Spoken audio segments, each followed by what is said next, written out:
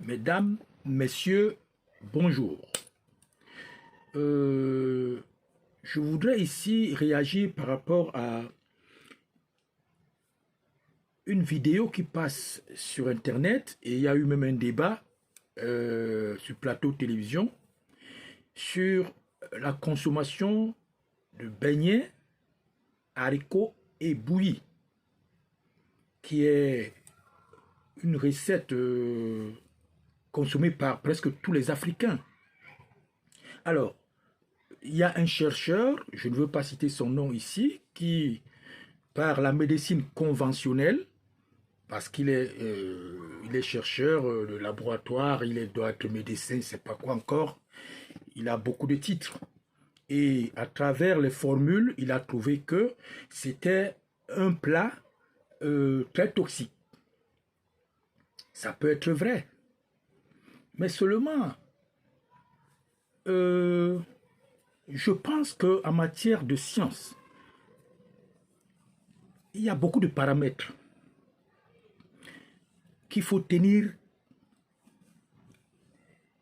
beaucoup plus compte. Ici, je voudrais d'abord vous dire que la science elle-même, elle n'a pas de fin, elle n'a pas de limite. C'est le scientifique qui est limité à travers ses connaissances, là où ça s'arrête. Ce qui fait que trancher une fois, c'est un problème, puisque quand on dit recherche, ça veut dire que là où les uns se sont arrêtés, d'autres ont continué. Si ce chercheur a trouvé à travers les formules de laboratoire, l'huile, le haricot, la farine, du sucre, tout ça, comme ça passe par les industries, c'est toxique. C'est par les formules, c'est vrai.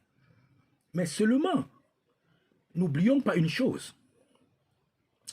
Entre la convention, la science conventionnelle, qui a un pourcentage à respecter, qui est, je pense, à partir de 75% en montant, on confirme que c'est comme ça. Et la réalité, parfois, ça ne tient pas. Je dis bien parfois, ça ne tient pas. Moi, là où je vois la dangerosité, c'est que, même en droit, on parle de la jurisprudence, ou quelque chose qui a eu lieu, une fois, deux fois, trois fois, on tient compte de ça.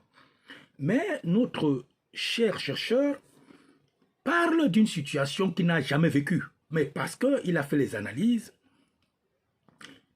et il dit que c'est toxique. Mais ça fait combien de décennies que les gens consomment cette recette-là? Ils ne sont pas malades. Ou alors, ça peut arriver quelques cas. Moi, j'ai plutôt peur. J'ai peur d'une chose. Parce qu'en médecine, il y a un effet qu'on appelle placebo. C'est-à-dire qu'on peut vous donner de l'eau, on vous dit, le médecin vous dit, cette eau va vous guérir. Si vous acceptez, votre foi, appelons ça foi, vous allez guérir. Il va dire, ça c'est un remède qui guérit. Et quand vous allez prendre cette eau, vous allez guérir. Et il y a aussi le contraire de ça, qu'on appelle nocebo.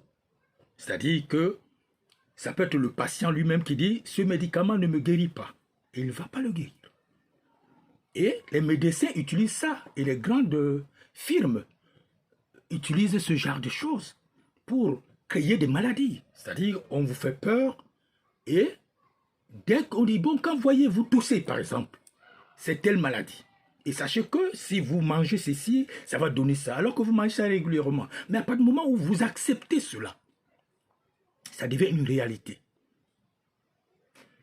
Ce chercheur qui a vu trop, qui veut être tellement naturel, je voudrais savoir, quand il se lave, il prend sa douche, quel lait il utilise, quelle huile il utilise, ses habits sont comment. On ne mange pas seulement par la bouche, la peau, la respiration, les yeux, le bruit. Et il a un téléphone portable. Je pense que quand nous disons des choses, cherchons là où il y a des problèmes. pour trouver des solutions, mais ne créons pas de problèmes. Je sais que c'est aussi un buzz. Ça fait partie, comme c'est un médecin, ça va faire que dès que les gens vont mettre ça dans la tête, ça va déclencher des maladies et les gens iront chez lui. Parce que c'est une méthode malsaine dans la médecine, qu'on ne dit pas. Les médecins peuvent dire, sachez qu'il y a une épidémie qui arrive, d'ailleurs ça se dit, hein, vous voyez tous ces temps-ci, hein, on vous dit il y a une épidémie, dès que vous voyez ceci, c'est ça l'épidémie. Dès que vous avez la peur, cette peur qui vous arrive, et dès que vous avez des symptômes, vous créez la maladie. C'est cet effet nocebo. Donc vous voyez que notre très cher chercheur, c'est lui qui est toxique. Cette toxicité, c'est lui qui l'a créée. Donc il est en train de créer un problème pour se faire de l'argent. Parce que moi, je suis né, j'ai trouvé mes parents en train de manger cette recette. Jamais un médecin n'a découvert qu'ils ont été atteints de ce... ils ont été intoxiqués par beignet haricot bouilli. Moi, j'ai mangé ça, ça m'a fait, jusqu'à l'heure où je vous parle. Mes enfants, jusqu'à mes petits-enfants, ils en mangent. On n'a pas... Mais quel est l'hôpital qui a déjà découvert que ça, c'est l'intoxication à travers beignet haricot bouilli? Il faut que des cas se présentent pour qu'on généralise. Mais cette convention, c'est pourquoi la médecine moderne a des problèmes. C'est une médecine conventionnelle. Je respecte très bien les médecins. Je respecte ce qu'ils font, ces savants-là. Mais ne soyez pas un danger pour nous. Ne soyez pas un danger.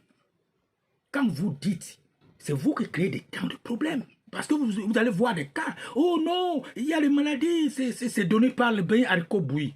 On n'a jamais eu. Ça peut arriver. Quelqu'un peut prendre, même ce qu'il dit que c'est bien. Deux personnes peuvent prendre la même nourriture, une tombe malade, l'autre ne tombe pas malade.